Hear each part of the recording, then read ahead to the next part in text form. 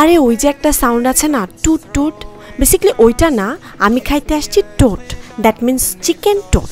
বগুড়া শহরে কিন্তু এই প্রথম চিকেন টোট রাইস বোলটা লঞ্চ করা হয়েছে। আজকে আমি আসছি স্লাইসারে, আর স্লাইসার কিন্তু এখন আর তাদের পুরনো প্লেসে নাই।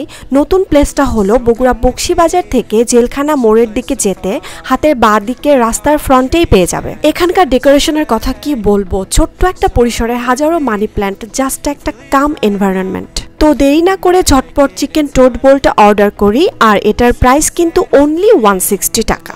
Within 15 minutes they serve that food, so let's check it out.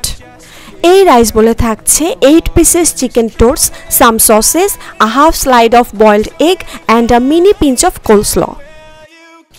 এই চিকেন টোস্টটা কিন্তু পুরোটাই চিকেন ফিল্ড, ভেতরে খুব বেশি জুসি আর non spicy. It's so good. রাইসটা খুব ঝরঝরে ছিল এবং প্রপার কুকড ছিল, আর স্পাইসের অ্যারেঞ্জমেন্টটা অ্যাপ্রোপ্রিয়েট ছিল। সসেজ স্লাইসগুলো এদের স্পেশাল মশলায় লাইট ফ্রাই করা, তো আমার কাছে খুবই ইউনিক লেগেছে। এমন একটা টেস্টি ফ্রাইড রাইসের সাথে half boiled egg, it's a better choice YONO.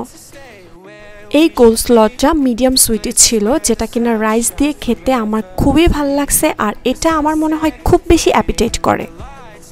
Overall এই চিকেন টোস্ট রাইস বোলটা জাস্ট ইয়াম্মি ছিল।